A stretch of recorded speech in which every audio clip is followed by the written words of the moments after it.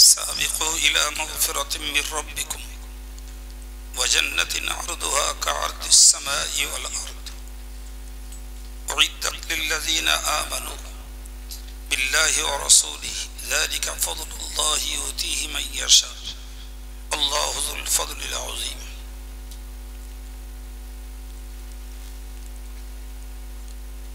সম্মানিত ওলামায়ে কেরাম, জ্ঞান পিপাসু দিনদার ইমানদার শ্রোতা মণ্ডলী,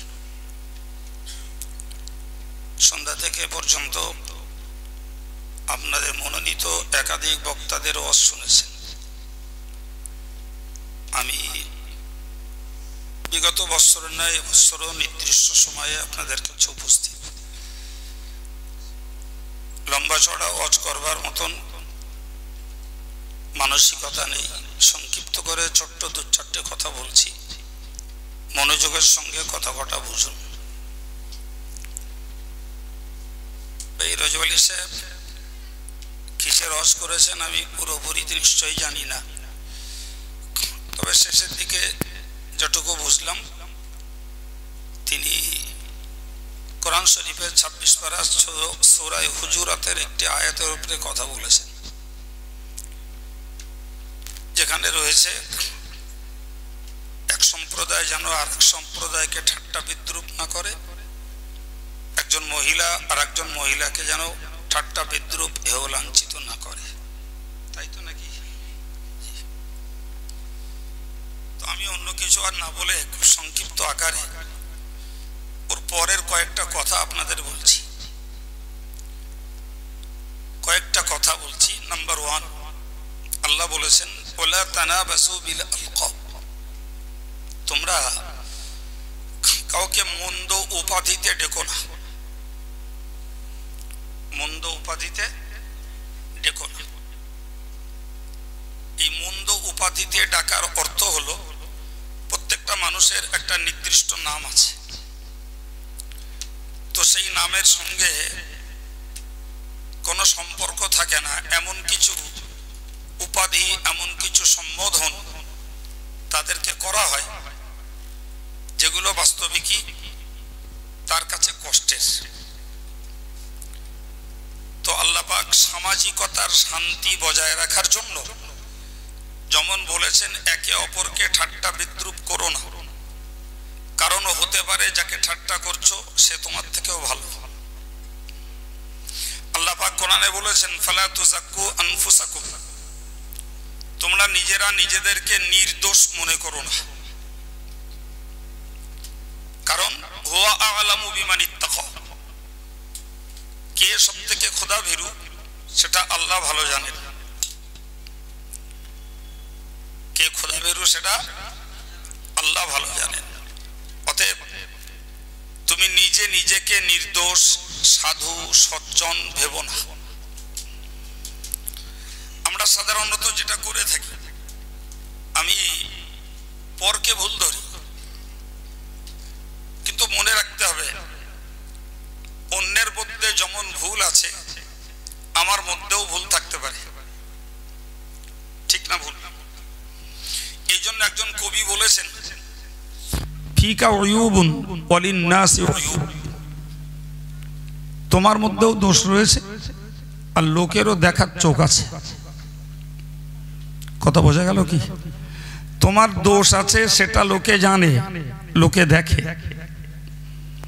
কিন্তু যারা ভদ্র মানুষ শান্ত মানুষ তারা ওটাকে নিয়ে চর্চাও করে না, বলেও না।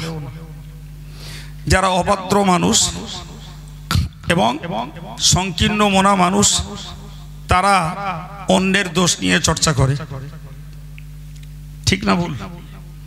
প্রিয় ভাই আমার, কোরআন এই জন্য নিষেধ করলো তোমরা কেউ কাউরে মন্দ উপাধিতে ডেকো না। পরের বাক্যে বলেছেন বিইসাল ইসমুল ফুসুক বাদাল ঈমান, মনে রাখো ঈমান যারা নিয়ে এসেছে এদের মন্দ নামে ডাকা অত্যন্ত ঘৃণ্য কাজ, খুব খারাপ কাজ। কেউ চুরি করত, পরবর্তীকালে ঈমান গ্রহণ করে তওবা পড়ে লোকটা সাধু আমলওয়ালা হয়েছে, তুমি তাকে আর চোর বলে ডাকতে পারো না।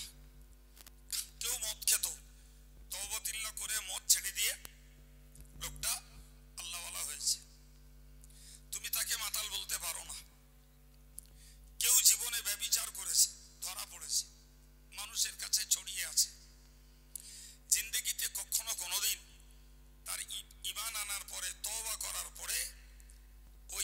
ব্যভিচারী নামে আখ্যায়িত করতে কথা বলেন পারবে না কোনোদিন।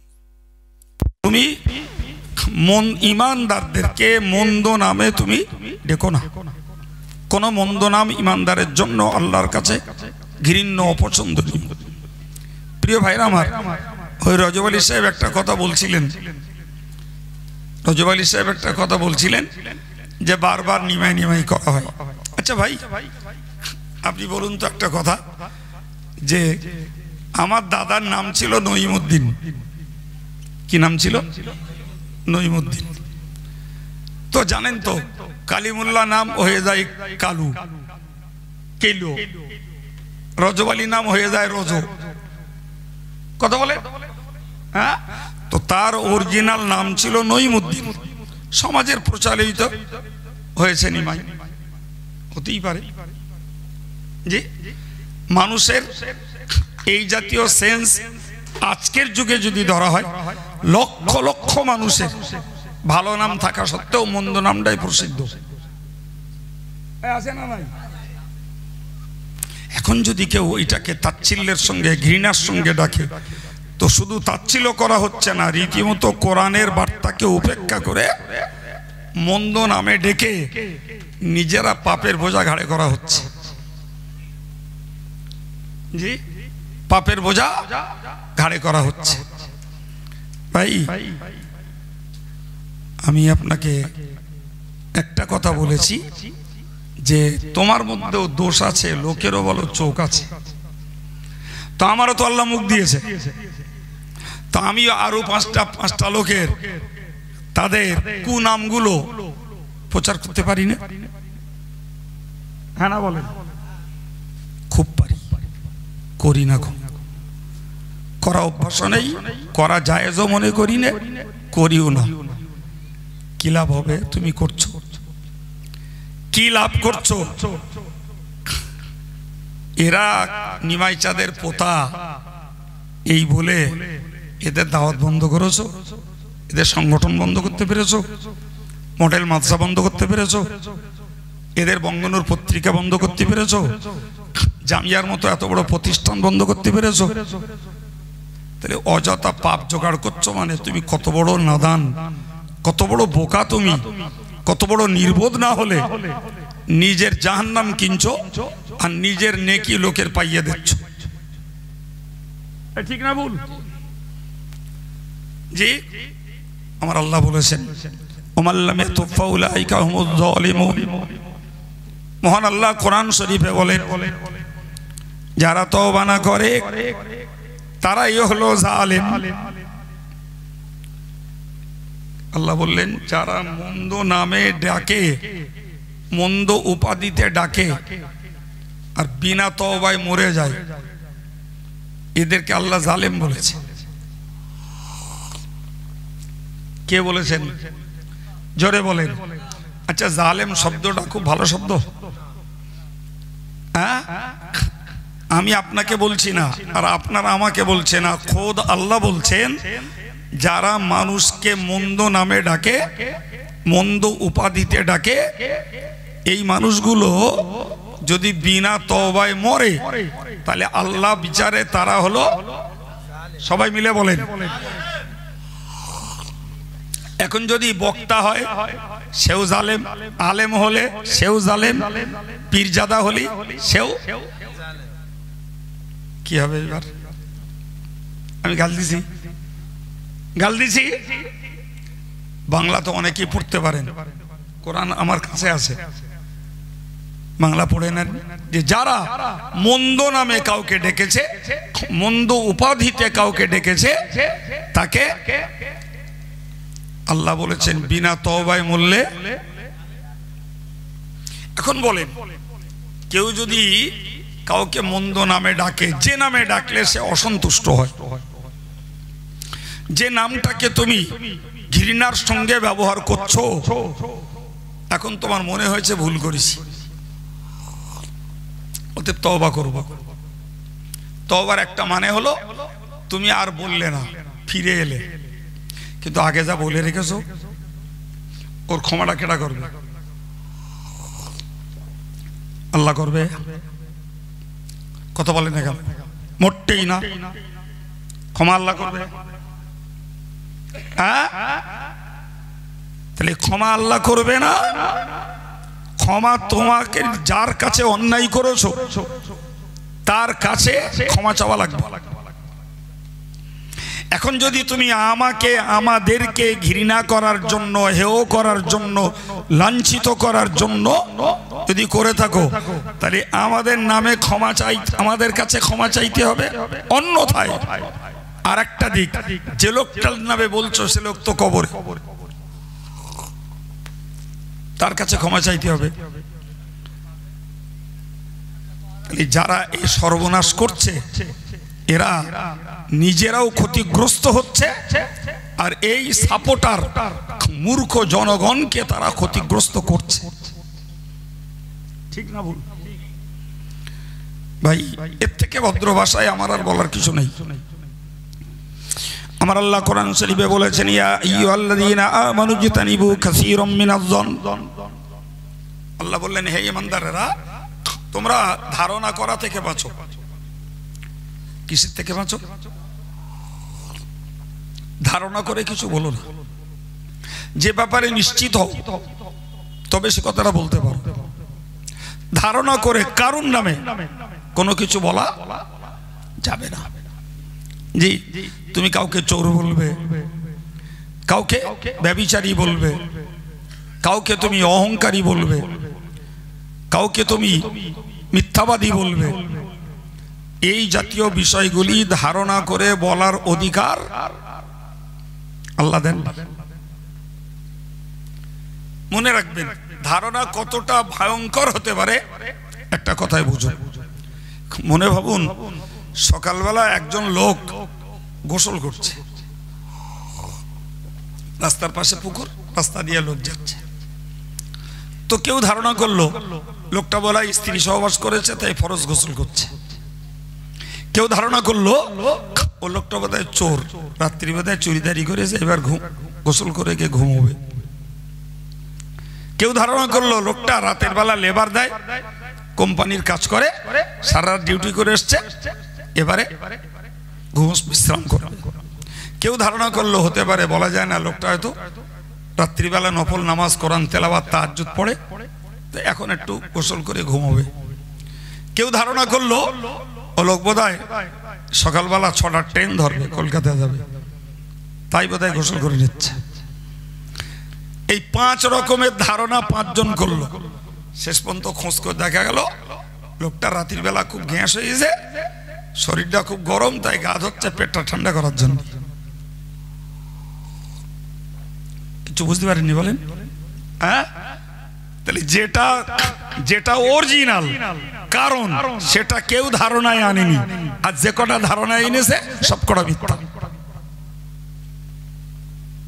ধারণার বশবর্তী হয়ে কথা বললে 1999টা এরম হয়। আমার আল্লাহ ওই জন্য বলেছেন, তোমরা ধারণা করা থেকে বাঁচো, ধারণা করো না। মনে রাখো, ইন্না বাগাদাজ-যন্নি ইসমুন, কিছু সংখ্যক ধারণা গুনার কাজ। তার মানে ধারণা ঠিক না হলে গুনাহ হবে, ধারণা ঠিক না হলে গুনাহ হবে। হ্যাঁ, আমি যদি একটা ঘর করি আর কেউ যদি বলে জামিয়ার টাকা মেরে মেরে ঘর করেছে, অথচ অরিজিনাল কথাটা 100% মিথ্যা কথা, তাহলে গুনাহ হবে না? হবে না? গুনাহ হবে তো, স্বাভাবিক। প্রিয় ভাইরা আমার, রজব আলী সাহেব যে পর্যন্ত কথা বলে গেছেন আমি তার প্রত্যেকেই বলছি হুবহু, একদম বাদশাহ দিয়ে না। তাহলে একটা মেসেজ পেলাম, কাউকে মন্দ উপাধিতে ডাকা যাবে না। দ্বিতীয়টা পেলাম, কাউকে মন্দ নামে ডাকা যাবে না। তৃতীয়টা পেলাম, যারা মন্দ শব্দ ব্যবহার করে এরা বিনা তওবায় মরে গেলে জালেম হবে। চতুর্থ পেলাম, তোমরা ধারণা করা থেকে বাঁচো। পঞ্চম পেলাম, ধারণার কথা গুনার কাজ হয়। জি। 6 নম্বর, ওয়ালা তাজাসসু, তোমরা গুপ্তচরগিরি করো না। মানুষের বদ স্বভাব আছে, লোকের দোষ খুঁটে খুঁটে বেড়ায়, আছে না নাই? লোকের দোষ খুঁটে বেড়ায়, কে কি করেছে, কে কি বলেছে, এই নিয়েই তাদের ধ্যান জ্ঞান, এই নিয়েই। আল্লাহ বললেন তুমি গুপ্তচরগিরি করো না। ভাই সাধারণ মানুষের মাঝে গুপ্তচরগিরি মানেই হলো মানুষের দোষ মানুষের কাছে প্রকাশ করা। জি, আমি আমার দিয়ে বলি, ধরে নেন একজন ব্যক্তি আমার পিছনে চৌকি দিচ্ছে। কি চৌকি দিচ্ছে? আমি সারা রাত অজ করে গিয়ে ফজরের নামাজ পড়ি কিনা, বুঝতে পারছেন? আচ্ছা, আমি ফজরের নামাজ পড়ি কিনা, তাহলে দুনিয়া সারা দুনিয়ার লোকের তুলনায় প্রথম নম্বর বাড়ি গেলে জানতে পারবে আমার স্ত্রী, আর মাদ্রাসায় থাকলে জানতে পারবে শয় শয় ছেলে পিলে, নাকি? হ্যাঁ, তাহলে আমি ফজরের নামাজ পড়ি কিনা জানতে গেলে হয় আমার স্ত্রীর কাছে জিজ্ঞেস করতে হবে, আর নাইলে জামিয়ার ছাত্রদের কাছে। তা করলাম না, না করে আমি নিজে খোঁজ লাগালাম, লাগিয়ে সত্যি প্রমাণ হল যে কাইম সাহেব ফজরের নামাজ পড়েন, নাকে তেল মেরে ঘুমোয়। তুমি এই কথাটা প্রচার করলে, জি, কথা যখন বিষয়টা নিয়ে ধরপাকড় হলো তখন দেখা গেল ডাহা মিথ্যা কথা। কাইম সাহেব অফকোর্স ফজরের নামাজ পড়ে, মিথ্যা প্রচার করলে তুমি। এই যে মিথ্যা বদনামটা তুমি রটিয়ে দিলে, ক্ষমা কার কাছ থেকে নেবা? আল্লাহ, আমার কাছে। তো তোমার যদি মনে হয় যে কাইম সাহেব ভণ্ড, কাইম সাহেব কাফের, তাহলে তো তুমি ক্ষমাও চাইবা। কি হবে উপায়? এতটুকু খোদার ভয় ডর নেই, মরার ভয় নেই, পরকালের ভয় নেই। জি, আমার এত ঘৃণা লাগে, আমি ওয়াজ করার নিয়েতে বসিনি। বলো, ওই রজব আলী সাহেব ওই হুল দেখিয়ে দিয়েছে। জি, কিন্তু আমি আমার কথা বলছি না, কোরআনের কথা বলছি। আমাদের দেশ সমাজের গুপ্তচর বৃত্তি হলো মানুষকে অপদস্থ করার জন্য, অপমান করার জন্য, লাঞ্ছনা করার জন্য। ঠিক না ভুল? আচ্ছা, তোমার কি বিশ্বাস হয় না যে আল্লাহ যদি কারো সম্মান দেয়, অপমান করার কেউ নেই? আর আল্লাহ যদি কাউরে অপমান করে তাকে সম্মান জানানোর, এটা আমাদের আকীদা। এটা কি একদম সম্মানিত ভাইরা আমার, মনে রেখে দিন, সাধারণ মানুষের গুপ্তচরগিরি করা চরম ধরনের পাপের আশঙ্কা রয়েছে। গুপ্তচরগিরি করতে পারে রাষ্ট্রপ্রধান, গুপ্তচরগিরি করতে পারে কোনো দায়িত্বশীল ব্যক্তিত্ব। মানে আমার কথা বলুন, আমি রাতের বেলা জামিয়ায় গেলাম, গুপ্তচরগিরি করি। কি করি? এই কি করি? গোপনে খবর তথ্য সন্ধানের চেষ্টা করি। গিয়ে দেখলাম কোন ঘরের ছেলেটা ঘুমোচ্ছে, কোন ছেলেটা পড়ছে, কোন ছেলেটা শুয়ে পড়ে লেপের মধ্যে মোবাইল দেখতেছে। আমার গুপ্তচরগিরির দরকার আছে না নেই? তা না হলে যে পড়া বাদ দিয়ে দুষ্টুমি করছে, ও তো দুষ্টুমি করেই যাবে, শেষ পর্যন্ত ওর ক্ষতি, মাদ্রাসার বদনাম। ওখান থেকে পাস সার্টিফিকেট নেবে যেন তেন প্রকারে, লোকের কাছে বাজারজাত হবে জামিয়া থেকে পাস করে। অথচ কেউ 1000-এর মধ্যে 400 নিয়ে পাস করছে, কেউ 900 নিয়ে পাস করছে। দুটো ছাত্রের পার্থক্য আছে না নাই? তাহলে আমাকে যদি ছাত্রকে আদবি আখলাকি, তাকে যদি প্রকৃত পড়ুয়া এবং সচ্চরিত্রবান সাধু বানাতে হয়, তাহলে আমাকে হয় নিজে, না হলে আমাকে অন্য চর লাগিয়ে ছাত্রদের গুপ্তচরগিরি করার দরকার আছে। কিন্তু আফজাননগরের কোন লোকটা কে চুরি করলো, কে সুদ খেলো, কে ব্যভিচার করলো, কে বা কারুর মেরে ধরে খেলো, ও গুপ্তচরগিরি করার আমার কোনো প্রয়োজন নেই, কোনো দরকার নেই আমার। কেউ যদি আমার কানেও বলে যে আপনার সেই মহিজুদ্দিন, আপনার তো মরণের ভক্ত, সে মহিজুদ্দিন টাকা চুরি করেছে, বলে দিলে জি, আমি একবারও মুখ ফুটে মহিজুদ্দিন বুঝতে দেবো না যে ওই কথাটা মহিজুদ্দিন কাজটা করেছে আমার কানে এসছে, একবারও বুঝতে পারবে না। আর মহিজুদ্দিন মোটি করিনি, ফলে আমার কথা ও কথা দাঁড়াবেও না। আমার কি দরকার আছে, আমার কি দরকার আছে? মহিজুদ্দিন যদি সত্যি আমার ভক্ত হয় আর যদি চুরি করে তো আমার কাছে শিকার হবে, শিকারে বলবে হুজুর এই কারণে এটা করে ফেলিস। আমার কথা বুঝতে পারছেন কি? তাহলে আমি লোকের কাছ থেকে কথা শুনে আমার কান ভারী করে সেইটাকে প্রচার করে আমি কেন পাপী হব? এ কোরআনের মেসেজ আমি এই কারুর ব্যক্তিগতভাবে দিচ্ছি না, টোটাল মুসলিম কমিউনিটির জন্য খোদার দেওয়া বার্তা। গুপ্তচরগিরি করতে পারে রাষ্ট্রপ্রধান। হযরত ওমর গুপ্তচরগিরি করতেন, এশার নামাজ পড়ে বার হতেন ছদ্মবেশে। গেলেন একদিন যেয়ে দেখছেন একটা বাড়িতে আলো জ্বলছে, আর একজন ভদ্র মহিলা চুলোয় কিছু রান্না করছে, বাচ্চাগুলো কান্নাকাটি করছে, বাচ্চাগুলো ক্ষুধার জন্য কান্নাকাটি করছে। হযরত ওমর মেয়েটাকে জিজ্ঞেস করলেন কি ব্যাপার তোমার? তো মেয়েটি কেঁদে ফেলে বললো আমার স্বামী মারা গেছে জিহাদে, আমি বড় দরিদ্র, বাচ্চাগুলো ক্ষুধার তাড়নায় ছটফট করছে, তাই দুটো পাথরের নুড়ি কুড়িয়ে হাঁড়িতে দিয়ে নাড়া দিচ্ছে আর বলছি রান্না হচ্ছে। দুঃখ লাগবে না? লাগবে না? ওমর কিচ্ছু বললেন না, সোজা দরবারে চলে গেলেন, ময়দা নিলেন, চিনি নিলেন, ঘি নিলেন, নিয়ে গিয়ে নিজে হাতে করে রুটি তৈরি করে বললেন তোমার বাচ্চাদের ডাকো।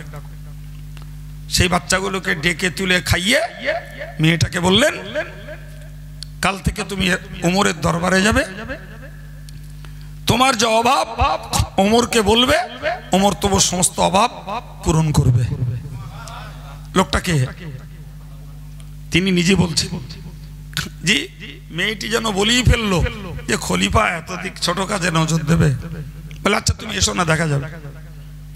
মেয়েটি এসে দেখলো কাল রাত্রি যে আমার বাড়ি রুটি করে আমার বাচ্চাকে খাইয়ে এসছে সেই ওমর রাজ এখন মদিনার মসনদে বসে আছে। তাহলে তার গুপ্তচরগিরি করায় জনগণের লাভ হয়েছে না হয়নি? তিনি রাতের বেলা গেলেন, ঘুরতে ঘুরতে দেখলেন একটা বাড়িতে একটা আসন্ন প্রসবা অন্তঃসত্ত্বা মহিলা ছটফট করছে, বাড়িতে স্বামী জিহাদে ইন্তেকাল করে গেছে। হযরত ওমর রাদিয়াল্লাহু আনহু পুরুষ মানুষ, তিনি কি সহযোগিতা করবেন? সোজা বাড়ি চলে গেলেন, নিজের স্ত্রীকে ডেকে নিলেন, জলদি করে চলে আসো। এসে ভেতরে ঢুকিয়ে দিলেন, বললেন যাও, আসন্ন প্রসব বেদনায় কষ্ট পাচ্ছে, তাকে সেবা দাও। অল্পক্ষণই পরে বললো ইয়া আমিরুল মুমিনিন, আল্লাহর এই বান্দি একটা পুত্র সন্তান প্রসব করেছে। মেয়েটি বুঝলো যে আমার দুয়ারে বসা খলিফাতুল মুসলিমিন আর আমাকে সেবা দিচ্ছে এতক্ষণ ধরে বাদশার পত্নী, বাদশার স্ত্রী, তার গুপ্তচরগিরির প্রয়োজন আছে না নাই? তাহলে যারা দায়িত্বশীল ব্যক্তি তাদের দায়িত্বের কাজের জন্য গুপ্তচর বৃত্তির প্রয়োজন আছে, কিন্তু পার্সোনাল আমি কেউ নই। তুমি কেন গুপ্তচরগিরি করছো? মানুষের দোষ খুঁজে খুঁজে বেড়াচ্ছ। যারা মানুষের দোষ জানা সত্ত্বেও গোপন করে, কিয়ামতের দিনে আল্লাহ তাদের দোষকে গোপন করে দেবে। জোরে বলে। যারা মানুষের দোষকে খুঁটে খুঁটে বার করে প্রচার করে, হাসরের ময়দানে আল্লাহ তাদেরকে লাঞ্ছিত করবে। সামলাতে পারলে হবে,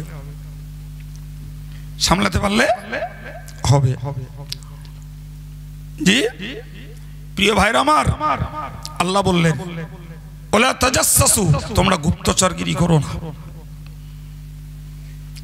পরে বললেন ওলা ইয়াগতাব বা'দুকুম বা'দা, খবরদার কেউ যেন কারুর বিরুদ্ধে গীবত করো না। তো একজন সাহাবী বললেন, হুজুর যদি যার বিরুদ্ধে যেটা বলছি সত্যি যদি সেই অপরাধী সে হয়, হুজুর বললেন ওর নামই গীবত। যদি তার মধ্যে সেই দোষটা থাকে তার নামই গীবত, আর যদি দোষটা না থাকে তার নাম তোহমত। যদি সত্যি তোমার কিছু জানা থাকে কারোর ব্যাপারে, বন্ধু হিসাবে তাকে ডেকে বলো, ভাই তোমার মুখে ব্যাপারে এই কথাটা শুনছি, যদি সত্যি হয় তুমি ভাই শুধরে যাও। কথা বলে, এটা হলো ইমানদার বন্ধুর পরিচয়। তুমি তাকে বলে সংশোধন হওয়ার সুযোগ করে দেবে না, অথচ পিছনে বেলে তুমি নিজস্ব সাধুতা প্রমাণ করাবে আর অন্যজনকে অপরাধী সাব্যস্ত করবে। আল্লাহ আছেন না নাই? আল্লাহর কাছে ছাড় পাওয়া যাবে তো? আল্লাহ বললেন তুমি জানো যারা গীবত করে, যারা গীবত করে তারা যেন মরা ভাইয়ের গোশত খায়। ফর এক্সাম্পল আমি একটা উদাহরণ দিচ্ছি। একজন ইমাম সাহেব তিনি এমন একটা কাজ করেন যে কাজে তার পিছনে নামাজ পড়া মাকরুহ তাহরিমি। তা আমি তাকে ডেকে বললাম, আমি বললাম যে আপনি এই কাজটা করছেন, আপনার পিছনে নামাজ পড়া মাকরুহ তাহরিমি, আপনি শুধরে যান। লোকটাকে বললাম, লোকটা শুধরালো না। অগত্যা কমিটিকে বললাম আপনার ইমাম সাহেব এই দোষ করে, বলেছি আমি শুধরাইনি, হয় ইমামকে শুধরান না ইমাম পাল্টান। এর নাম গীবত নয়, এর নাম, আমি তো এক মসজিদ মুসল্লিদের নামাজ রক্ষার জন্য তাকে সাবধান করেছি, সে সাবধান হয়নি, ফলে তার দায়িত্বশীল যারা তাদের কানে তুলতে বাধ্য হয়েছে। কারণ এই অপরাধকে চেপে রাখলে শয়ে শয়ে মুসল্লির নামাজগুলো সর্বনাশ হয়ে যাবে। আমার জাত আমার সমাজ কারে গীবত বলে জানেও না, ফলে কোনো অন্যায়ের প্রতিবাদ করলেও বলে ওই দেখো গীবত করে যাচ্ছে। অন্যায়ের প্রতিবাদ গীবত নয়। আল্লাহ বললেন যে লোকটা গীবত করে এ যেন তার মৃত ভাইয়ের গোশত খায়। অথচ মরা ভাইয়ের গোশত খাওয়া, প্রথমত মানুষের গোশত হারাম, সেটা অপছন্দের। দ্বিতীয়ত নিজের ভাইয়ের গোশত, সেটা অপছন্দের। তৃতীয়ত মৃত এমনি মরা জায়েজ পশুর গোশত হারাম। তাহলে একটা কাজে কটা হারাম হচ্ছে? তিনটে। একটা কাজে কটা হারাম হচ্ছে? তিনটে। যদি ভয় লাগতো তাহলে নিশ্চিত এ কাজ সাধারণ লোক তো দূরের কথা, মঞ্চ দখলকারী হুজুরদের দ্বারাই জীবনেও হতো না। আজকের মঞ্চ দখল করা একদল, তারা ওই গীবত গেল্লা কাফের কুফরি ফতোয়া আর এই জাতীয় দূষিত কথা বলাটাই তাদের সাবজেক্ট তৈরি করে নিয়েছে। হ্যাঁ না বলেন? কিছু বক্তা আছে ইউটিউব খুললি এই পাওয়া যাবে, এই পাওয়া যাবে, আর কিচ্ছু তাদের কোরআন নেই, হাদিস নেই, সমাজ গঠনের জীবন গড়ার কোনো বক্তব্য নেই, শুধুই রয়েছে ওই জাতীয় বক্তব্য। জি, আমার আল্লাহ পাক এই জন্যই বলেছেন তোমরা মন্দ উপাধিতে কাউকে ডেকো না, মন্দ নামে কাউকে ডেকো না। যদি মন্দ নামে ডেকে ফেলো তওবা করো, না হলে তুমি জালেমের খাতায় গণ্য হবে। তুমি কোনোদিনে ধারণা করে কিছু নিশ্চিত বলতে যেও না। নিশ্চিত করে কিছু বলতে হলে সেটা তথ্য নেওয়া লাগবে। এবং তুমি কোশ্চিনকালো গুপ্তচরগিরি, গোপনে গোপনে, গুপ্তচরের মানে হলো গোপনে গোপনে কারুর দোষ সন্ধান করা। এটা করতে পারে কোন দায়িত্বশীল ব্যক্তি সংশোধনের জন্য, করতে পারে রাষ্ট্রপ্রধান, জি, করতে পারে একটা বাপও করতে পারে তার বাচ্চার জন্য, আদাস কারোর জন্য না। জি, আদাস কারোর জন্য না, তার বাচ্চার জন্য করতে পারে। আমার বাচ্চাটা প্রতিদিন সন্ধ্যাবেলা যায় কোথায়, বাপ খোঁজ নিয়ে দেখছে ও যে একটা মদের আসরে বসে, ও যে তাসের আড্ডায় বসে, ও যে টিভির আড্ডায় বসে। জি, আমি এই তথ্য নিয়ে ছেলেটাকে ডেকে বললাম দ্বিতীয় দিন যেন তোকে ওই মজলিসে আর না দেখি।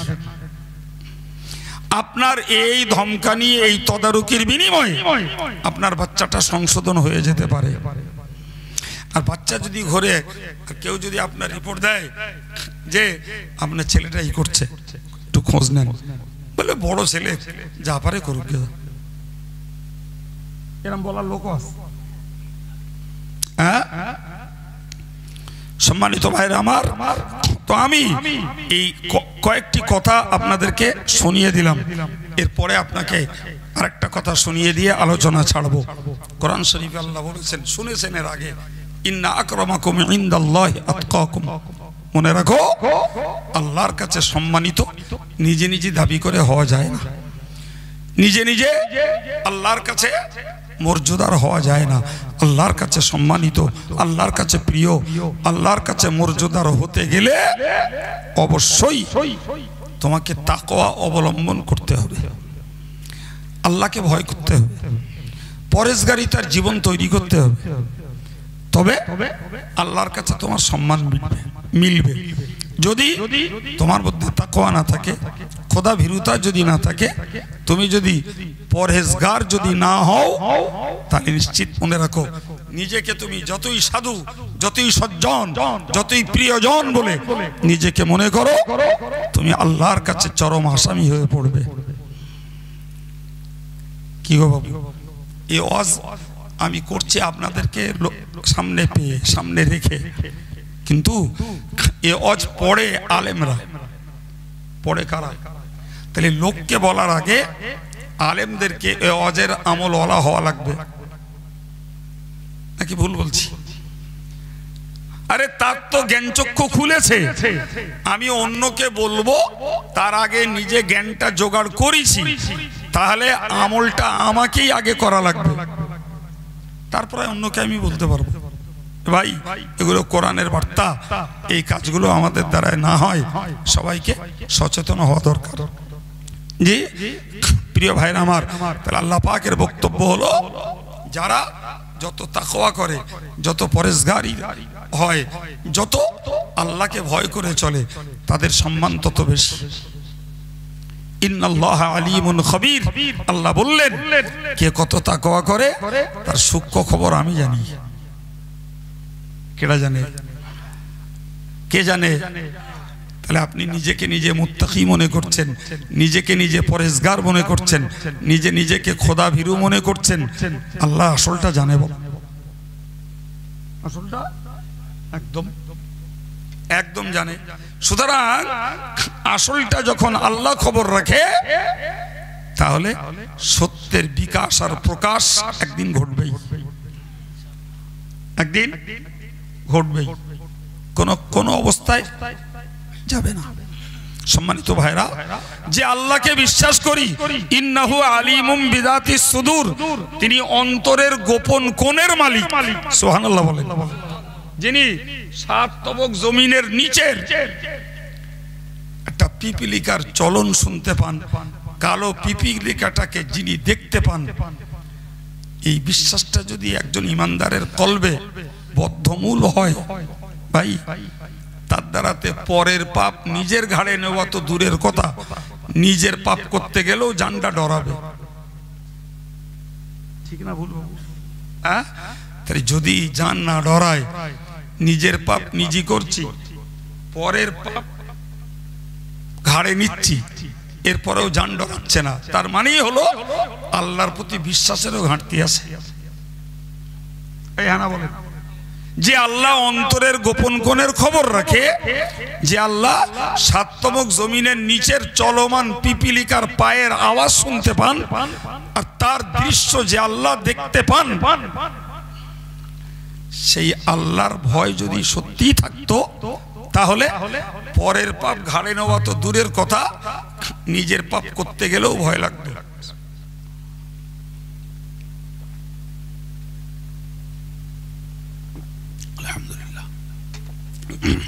ঠিক না ভুল? আল্লাহ আমাদের হেদায়েতের জীবন দান করেন, বলুন আমিন। আল্লাহ আমাদের এই আলোচনাকে কার্যকর করার তৌফিক দান করেন, বলুন আমিন। সম্মানিত ভাইরা আমার,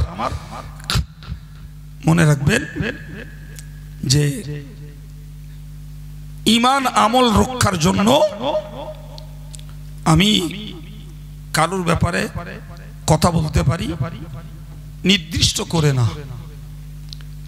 আমি হেদায়েতের জন্য সুদখোরের বিরুদ্ধে বলতে পারি, হেদায়েতের জন্য মদখোরের বিরুদ্ধে বলতে পারি, হেদায়েতের জন্য বেনামাজির বিরুদ্ধে বলতে পারি, হেদায়েতের জন্য ফারাজ ফাঁকি মারার বিরুদ্ধে বলতে পারি, হেদায়েতের জন্য মিথ্যাবাদীর বিরুদ্ধে বলতে পারি, হেদায়েতের জন্য গালিগুলুজকারীদের বিরুদ্ধে বলতে পারি।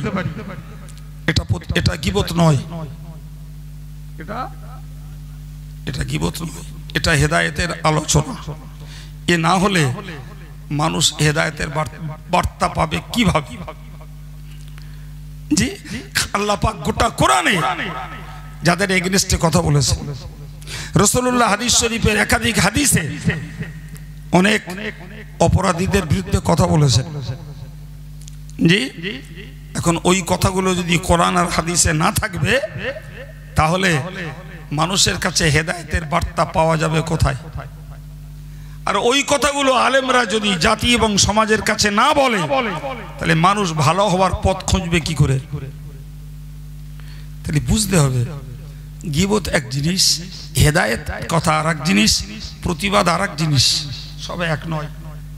আমার দেশের কিছু লোক আছে যারা এই ভাগ বাটোয়ারা বোঝে না, জি দুমদাম বলে, ওই দেখো কাইম সাহেবের লোকের পিছনে লাগা কাজ, ওই পিছনে লাগতেছে, বুঝতে পারেনি কথা। অথচ দেখা যাচ্ছে যে হকিকতে সেই লোকটা দোষী, ও দোষের কথা কেউ আমারে বলিনি, আমি কোরআন বলেছি, তার গায়ে লেগে গেছে। লাগতে পারে না, পারে না।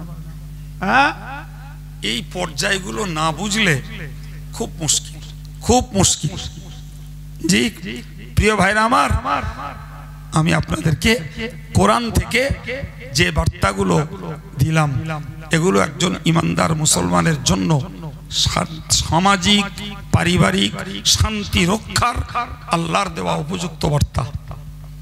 ওই গোটা সূরাটাই, যার নাম সূরা হুজুরাত, গোটা সূরাটাই সামাজিক ব্যবস্থাপনার জন্যই আল্লাহ দান করেছেন। সুবহানাল্লাহ বলেন। সামাজিক ব্যবস্থাপনার জন্যই আল্লাহ দান করেছেন, যে সামাজিকভাবে তোমরা মেলবন্ধনে সম্প্রীতির সঙ্গে এবং একে অপরের সঙ্গে সৌহার্দ্য বজায় রেখে চলো।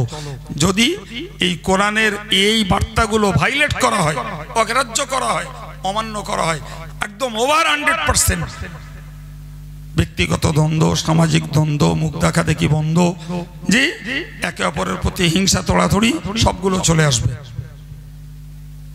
আসবে না? আসবে না, একদম অনিবার্য, সবগুলো চলে আসবে। সব একটার সঙ্গে আরেকটা বিজড়িত, একটার সঙ্গে আরেকটা বিজড়িত। আর এই খোদার দেওয়া এই বার্তাগুলো আমরা যদি কার্যকর করি, দেখবেন ব্যক্তি জীবনেও শান্তি পাবো, সামাজিক জীবনে পারিবারিক জীবনেও শান্তি পাবো। আপনি অবাক হয়ে যাবেন, সংসারের খোঁজ করলে দেখা যাবে শাশুড়ি বৌমার মাঝখানে গন্ডগোল, মাঝখানে বিপদে পড়ে গেছে ছেলে বেটা, এদিকে মা এদিকে বউ, আছে না নাই? হ্যাঁ, মা যে একবার বউর বিরুদ্ধে ছেলের কাছে বলছে, একবার বউ যে শাশুড়ির বিরুদ্ধে স্বামীর কাছে বলছে। গল্প বললো মনে হচ্ছে নাকি? হ্যাঁ, একদম বাস্তব। ছেলেটা এখন দোটানায় পড়ে গেছে, মাকে অমর্যাদা করতে পারছে না, আবার বউটাকে রাগাতে পারছে না, তাকে নিয়ে সংসার। এই উভয় সংকট থেকে যদি একটা ছেলেকে, একটা স্বামীকে যদি বাঁচাতে হয়, তাহলে শাশুড়িকেও গীবত করা বন্ধ করতে হবে, বৌমাকেও গীবত করা বন্ধ করতে হবে। আর ছেলের যদি ভারসাম্য রক্ষা করে চলতে হয়, স্বামীকে, এই স্ত্রীকে এবং মাকে ভারসাম্য রক্ষা করে চলতে হলে তাকে এবার গোপনে গুপ্তচরগিরি করতে হবে।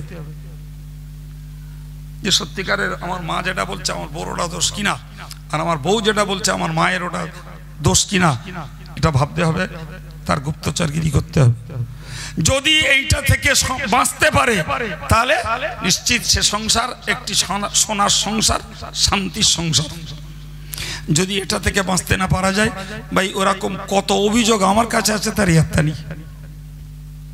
ভালো ভালো ছেলে কান্না করছে এসে, বলছে হুজুর কি করবে বলুন দিন, আমার মা আব্বা দুজনাই আমার বোর বিরুদ্ধে আমাকে একদম বিরক্ত করে তুলছে, অথচ আমি খোঁজ নিয়ে দেখতে পাচ্ছি আমার বউ ওই দোষে দোষী না।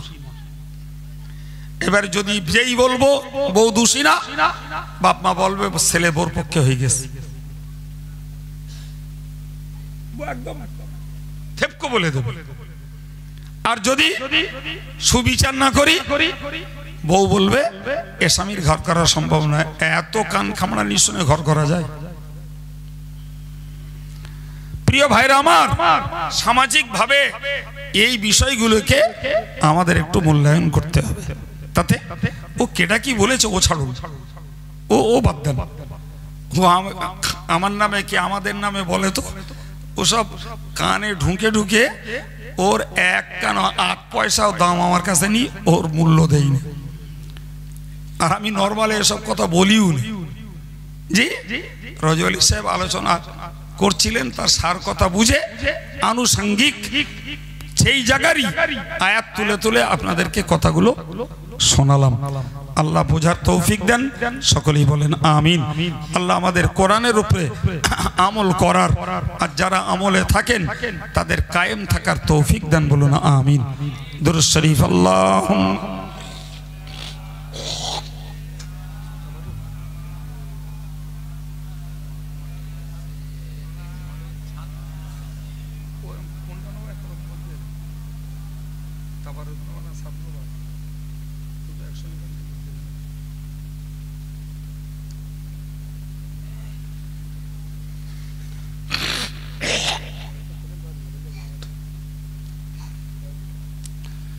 সম্মানিত ভাইরা, এটা তো আফজালনগরের শান্তি কমিটি সভা নাকি? জি, এক সময় মসজিদে হতো, সেখান থেকে ওই স্কুল মাঠের ওখানে হতো, এবারে প্রথম এখানে হচ্ছে। তো এখানে হওয়ার সুবাদ একটা হলো, এই মডেল মাদ্রাসা তৈরি হচ্ছে, এখনো মাথায় চুল উঠিনি, নেড়া, তাই তো নাকি? জি, এখানে করার অর্থ হলো এই নেড়া মাথায় চুল তুলতে হবে। আবার এই রাত জেগে সবার শুনে খালি মুখে বাড়ি যাব, খাবার ব্যবস্থাও করতে হবে। কটা? দুটো। তা আফজালনগরের লোকেদের এই অভ্যাস আলহামদুলিল্লাহ ভালোই আছে, আজ ধরে না তো 20 বছর ধরে দেখে আসছি, আলহামদুলিল্লাহ ভালোই আছে। তো সময়টা যতটুকু আজকের আলোচনার মধ্যে ছিল দিয়েছি। এখন আপনাদের কাছে দাবি করছি, দুটো কথাই বলে দিলাম, কারা পারবেন একসঙ্গে দুটোই বলছি। এখানে ভিন্ন ভিন্ন ভাবে গ্রহণ করা হবে। ছাদের জন্য রড দেবেন, সিমেন্ট দেবেন, বালি দেবেন। জি, আবার তাবারুকের জন্য চাল ডাল আলু পয়সা যে যেমন ভাবে দেন, কার কোনটাতে মন চায়, কার দুটোতেই মন চায়, একটু মেহেরবানি করে বলুন, একটু মেহেরবানি করে বলুন যে আমি 50 কিলো চাল দেবো, কিংবা 1 বস্তা আলু দেবো, কি 10 কিলো ডাল দেবো, এটাও বলুন। আর ছাদটার কথা একটু ভাবুন যে আমি 1 ফুট বালি দেবো, কিংবা 10 বস্তা সিমেন্ট দেবো, কি ছাদের রডের জন্য আমি একটা 16 রড দেবো, কি 5টা 6-এর রড দেবো। যার যেটা মন চায়, আমি দুটো কথাই আপনাদের কাছে পেশ করে দিলাম। এবার আপনাদের ডিসিশন, বিসমিল্লাহ বলে শুরু করুন। আলাদা আলাদা করে করলে সময় বেশি লাগবে আর কষ্ট মনে হবে। দুটোই একসঙ্গে বলেছি, একটু মেহেরবানি করে বলেন, শুরু করেন।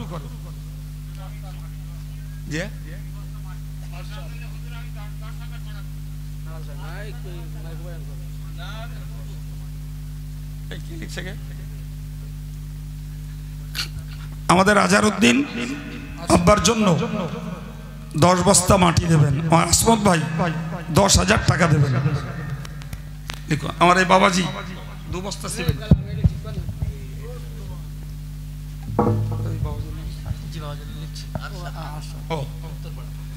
উত্তরপাড়ায় বাড়ি বাবাজি আরশাদ আলী সাহেব, তিনি 2 বস্তা সিমেন্ট দেবেন। জোরে বলুন মারহাবা। নারায়ে তাকবীর, আল্লাহু আকবার, নারায়ে তাকবীর, আল্লাহু আকবার।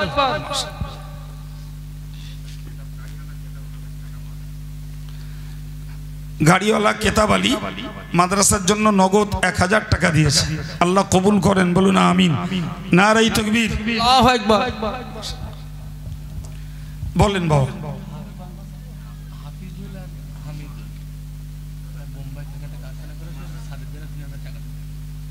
হাফিজুল এবং হামিদুল দুজনাই বোম্বে থাকে, তারা সেখানে একটা ব্যবসা চালাচ্ছে, আল্লাহ বরকত দেন। তারা ছাদের জন্য 3000 টাকা দেবে। জোরে বলুন মারহাবা। নারায়ে তাকবীর, আল্লাহু আকবার।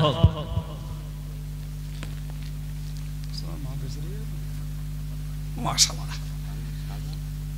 আমার আসমত ভাইয়ের মা, তিনি ছাদের জন্য, আল্লাহ তার হায়াতে বরকত দেন, তিনি 1000 টাকা দিয়েছেন, বলুন আল্লাহুম্মা আমিন। নারায়ে তাকবীর, নারায়ে তাকবীর, আল্লাহু আকবার।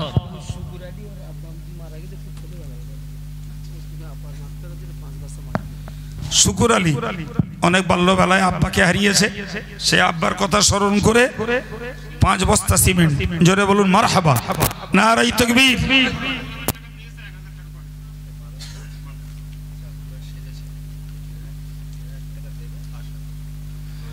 আসাদ ভাইয়ের সেজ ছেলে আসাদুল ইসলাম 2000 টাকা ক্যাশ দিয়েছে, 1000 টাকা পরে দেবে, আল্লাহ কবুল করেন, বলুন আমিন।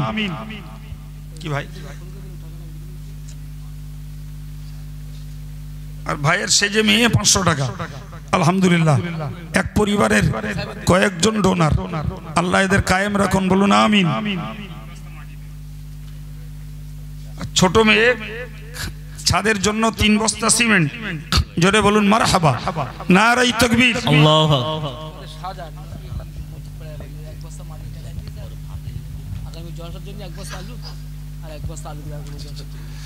শাহজাহান বলে এই ছেলেটি মসজিদের ওই পাড়ায় বাড়ি, তিনি 1 বস্তা মাটির টাকা 350 নগদ শোধ করেছে। আগামী বছর ইসলামে সাহাবের তাবাররুকের জন্য 1 বস্তা আলু দেবে। জোরে বলুন মারহাবা। নারায়ে তাকবীর।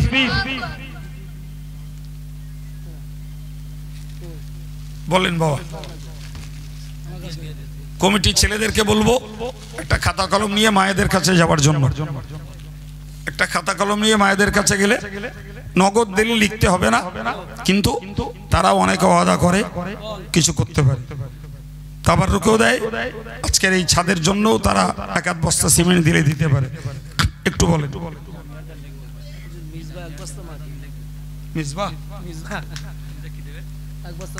মিসবাহ 1 বস্তা মাটি দেবে। জোরে বলুন মারহাবা। নারায়ে তাকবীর, নারায়ে তাকবীর। আল্লাহ দাতাদের দানকে কবুল করেন, জোরে বলুন আমিন।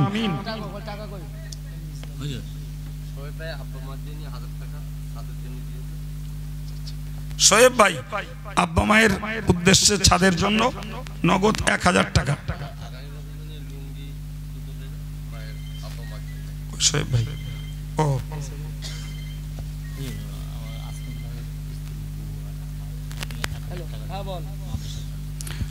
আমার আসমত ভাইয়ের পরিবার, তিনিও মাশাআল্লাহ শরীক হতে নিজের সওয়াব নিজে ঘোষাতে 1000 টাকা। জোরে বলুন মারহাবা। নারায়ে তাকবীর।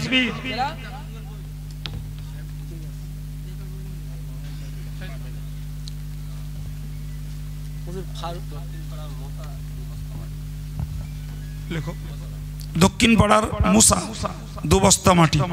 জোরে বলুন মারহাবা। নারায়ে তাকবীর।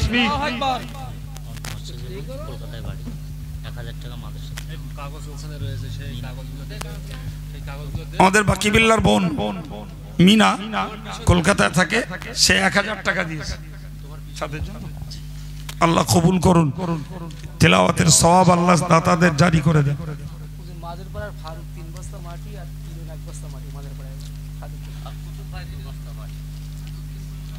কুতুব ভাই 2 বস্তা মাটি, মাঝের পাড়ার ফারুক 3 বস্তা মাটি, আর কিরণ 1 বস্তা মাটি।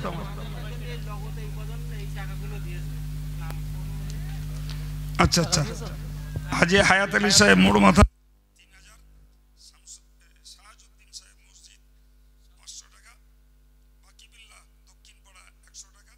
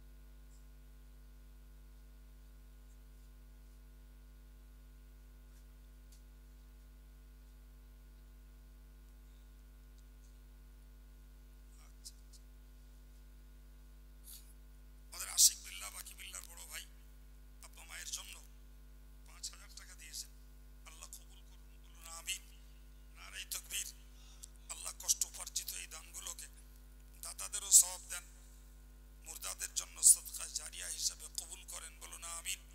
নারে তাকবীর।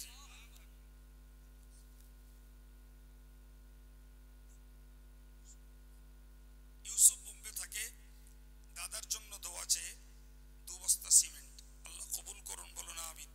নারে তাকবীর, নারে তাকবীর। দাতাগণ, দাতাগণ, আফজালনগর শান্তি কমিটি, অল ইন্ডিয়া সুন্নাতুল জামাত, নারে তাকবীর।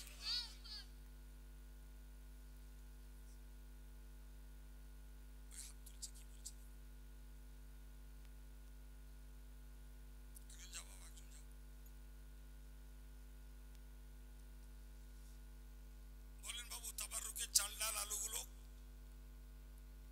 একটু একটু দেন, অল্প অল্প দিলে এত বড় মানুষ আছি, কাজ হয়ে যাবে ইনশাল্লাহ। 25 কিলো করে চাল দেন,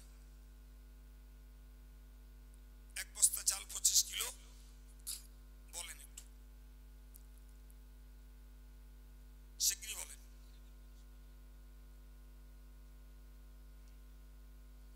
আরিফুল ইসলাম 25 কিলো চাল, মাঠপাড়া, জোরে বলুন মারহাবা।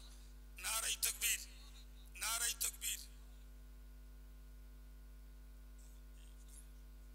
শরীফুল ভাই, জি, আরিফুলের বড় ভাই, মাদ্রাসার জন্য 2 বস্তা সিমেন্ট, আল্লাহ কবুল করুন, বলুন আমিন। নারে তাকবীর।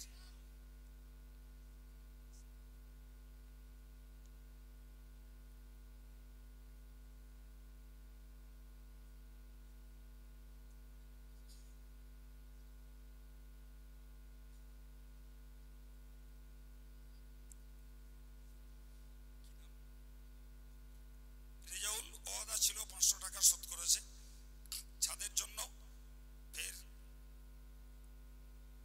2 বস্তা সিমেন্ট দেবে, আল্লাহ কবুল করুন, বলুন আমিন। নারে তাকবীর। বাকিবিল্লার ভগ্নিপতি মাদ্রাসার জন্য 500 টাকা, আল্লাহ কবুল করেন, আমিন। বলেন বাবা, চাল একজন দিয়েছে, একজন হয়েছে, আর একটু বলেন শিগগিরই বলেন। তাবারুকের প্রচুর মাল বাকি, বলেন বাবু। একটু সময় হয়তো যায়, কিন্তু কাজ বেঁধে থাকে না, হয়ে যায়। 2 নম্বরে 25 কিলো চাল বলেন, 2 নম্বরে 25 কিলো চাল বলেন।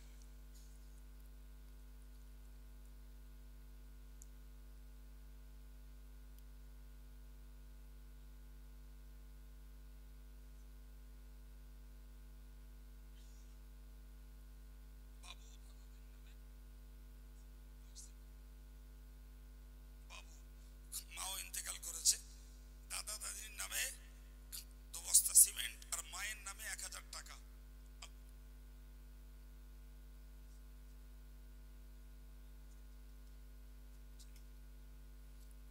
জন্টু মাঝের পাড়ায় বাড়ি, 1 বস্তা চাল, জোরে বলুন মারহাবা। নারে তাকবীর।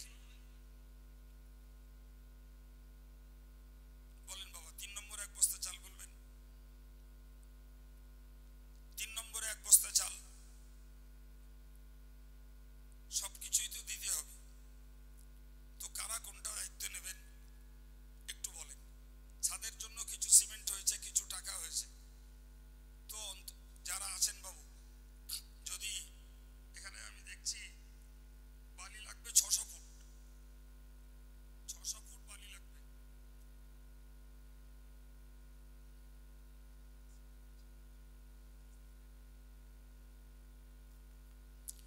আসাদ ভাইয়ের ছেলে আসাদুল ইসলাম 2 বস্তা মাটি, আল্লাহ কবুল করেন, বলুন আমিন। নারে তাকবীর। বলেন বাবা, 600 ফুট বালি লাগবে, তো 1 জন 2 জন 3 জন মিলে অন্তত 600 ফুট বালির দায়িত্বটা নেন। 500 ফুট পাথর লাগবে, জি, 150 বস্তা সিমেন্ট লাগবে। তো আল্লাহ চাহে তো আপনারা দিতে থাকলে সিমেন্টও হয়ে যাবে, একটু বলেন।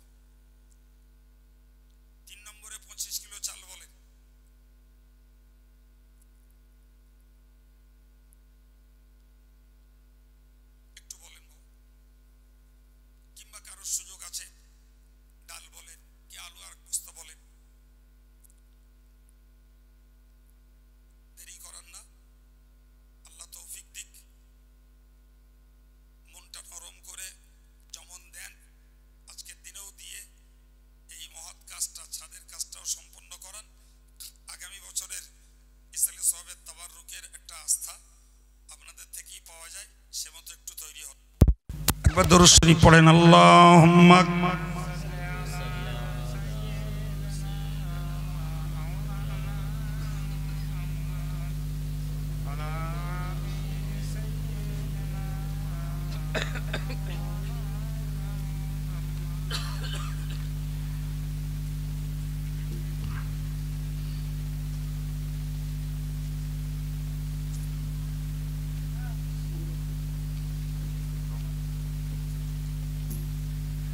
কই বাবু একেবারে বসে গেলাম একটু বলেন যার যেমন চাহিদা মাদ্রাসার জন্য কিংবা তাবাররুকের জন্য যেটাই যার সুবিধা বলেন সব আমাদেরই কাজ আমাদের কি করতে হবে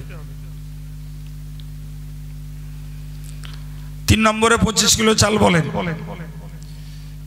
কোন ভাই 1 বস্তা আলু বলেন 10 কিলো ডাল বলেন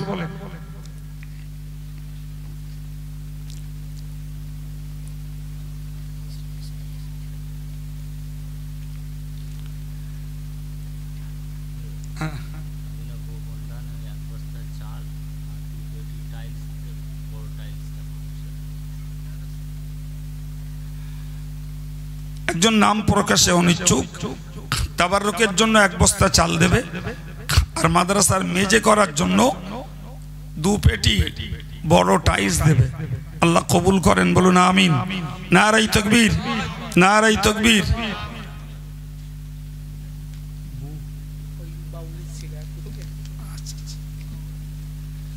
এই ছেলেটি তার দাদিমায়ের নামে 500 টাকা দিয়েছে আল্লাহ কবুল করেন বলুন আমিন নারাই তাকবীর কই বলেন বাবু 3 বস্তা চাল হয়েছে আর একটা বস্তা বলেন আর একটা বস্তা বলেন ওই হাত তুলছে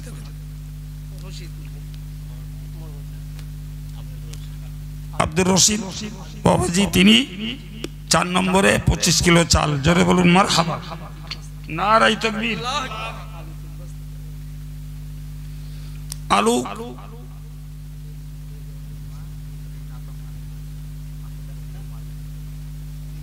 রেজাউলের মা তার স্বামীর জন্য তাই তো মাদ্রাসার কাজে 500 টাকা দিয়েছেন আল্লাহ কবুল করুন মায়েরা মাদ্রাসার জন্য আরো কয়েকজন শরীক হয়েছে ভাই আলু 3 বস্তা লাগে 1 বস্তা হয়েছে 2 বস্তা আলু বলেন বলেন আব্দুল জলিল ভাই 25 কেজি চাল জোরে বলেন মারহাবা নারাই তাকবীর আচ্ছা আচ্ছা জলিল ভাইয়ের স্ত্রী 2 বস্তা সিমেন্ট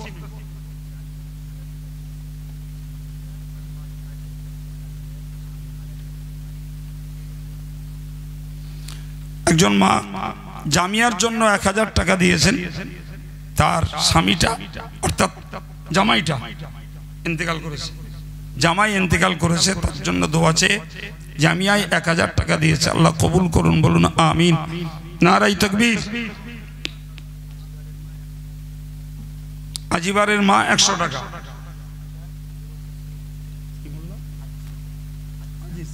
আজিজ মোল্লা 2 বস্তা সিমেন্ট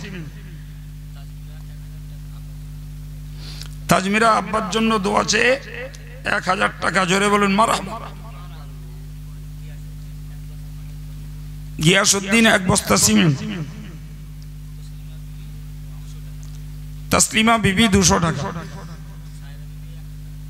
সায়রা বিবি 100 টাকা আমেনা বিবি 10 প্যাকেট লবণ জোরে বলুন মারহাবা নারাই তাকবীর নারাই তাকবীর আল্লাহ আমার ভাইদের মায়েদের দানকে কবুল করো বলুন আমিন নারাই তাকবীর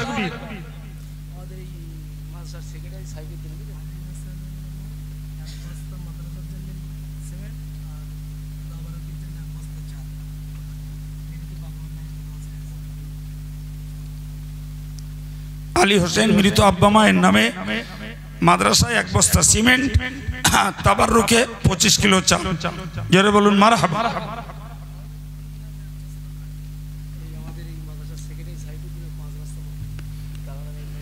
মাদ্রাসা সেক্রেটারি সাইফুদ্দিন 5 বস্তা সিমেন্ট, জোরে বলুন মারহাবা, নারায়ে তাকবীর।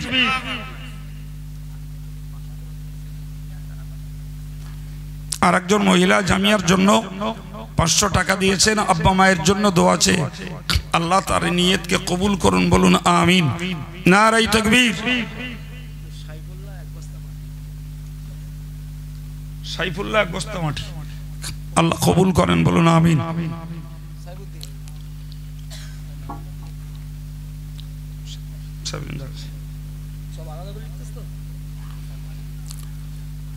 বলেন বাবা 2 নম্বরে 1 বস্তা আলু দেবেন কে?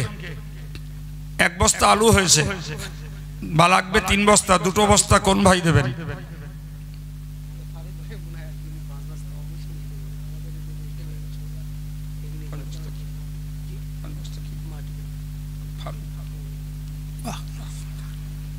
ফারুক নামে এই ছেলেটি, আপনারা সবাই চেনেন, আল্লাহ তাকে হেদায়েতের উপরে কায়েম রেখেছেন, বলুন আমিন। 5 বস্তা সিমেন্ট, জোরে বলুন মারহাবা।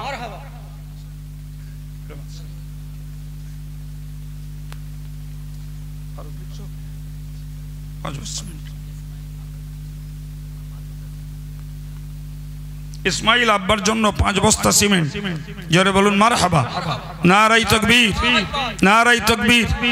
আল্লাহ দিন শিক্ষার এই ঘরকে দ্রুত বানিয়ে দেন, বলুন আমিন।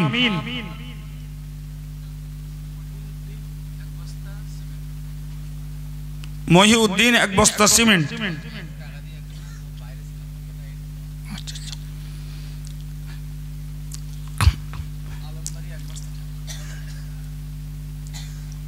আলমবাড়ি 1 বস্তা চাল, জামায়ে একজন 100 টাকা দিয়েছেন, তার ছেলে বাইরে থাকে, তার দোয়ার জন্য আমি দোয়া করি, আল্লাহ পাক তার জানমালকে বিদেশে হেফাজত রাখেন, বলুন আমিন।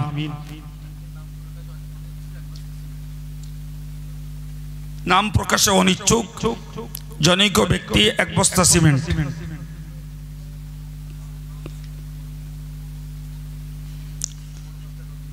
মোরমাথার রবিউল ইসলাম 5 বস্তা সিমেন্ট, আল্লাহ মঞ্জুর করুন, বলুন আমিন। আল্লাহ কোরআন শিক্ষার এই ঘরকে কায়েম করে দেন, তেলাওয়াতের মোকাম্মল সওয়াব সকল দাতাদের নসিবে আল্লাহ জারি রাখেন, বলুন আমিন।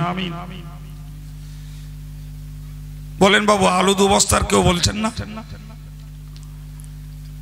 2 নম্বরে 1 বস্তা বলেন আগে। চালটা মাশাআল্লাহ ওভার হয়েছে, একটু আলু বলেন। জাকির হোসেন 2 বস্তা আলু, মাশাআল্লাহ, লেখো। আলু ঠিক আছে।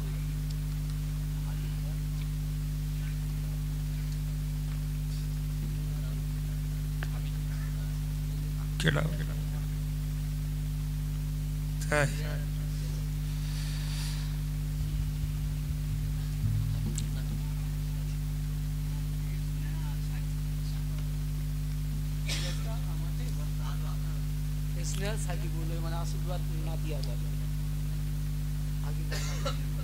স্নেহা আর সাকিবুল 2 বস্তা আলু। বলেন বাবু আলুর কাজ মিটেছে, আল্লাহ কবুল করুন। ডাল বলবেন?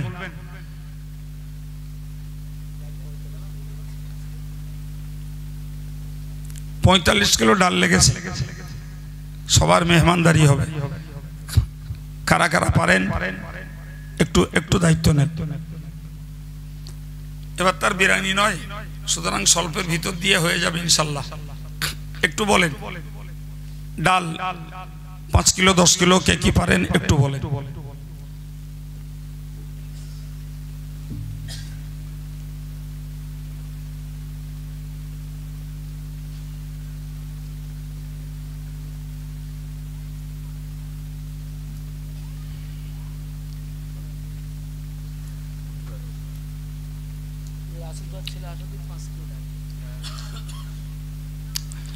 আসওয়াদ ছেলে আসাদুল ইসলাম 5 কেজি ডাল, জোরে বলেন মারহাবা, নারায়ে তাকবীর। আল্লাহ শুরু করিয়েছেন, দোয়া করেন, শেষ করে দেন, আল্লাহ কমপ্লিট করে দেন, বলুন আমিন। ডাল বলেন বাবা, ছেলেরা ভাইরা কারা কিভাবে পারেন একটু বলেন।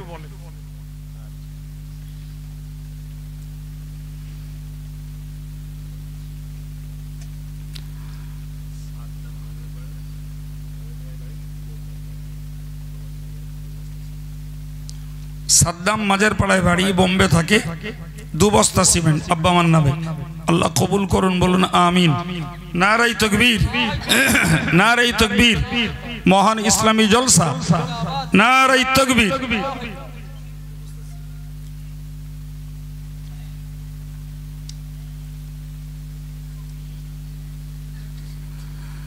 বলেন বাবা, ডাল একটু বলেন। 5 কিলো হয়েছে, 45 কিলো ডাল লাগে, 40 কিলো বাকি। কে পারেন একটু বলেন।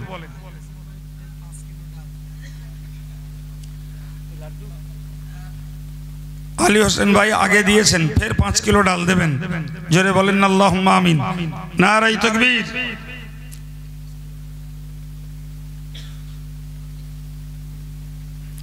বলেন বাবা, ডাল 10 কিলো হয়েছে, 10 কিলো ডাল।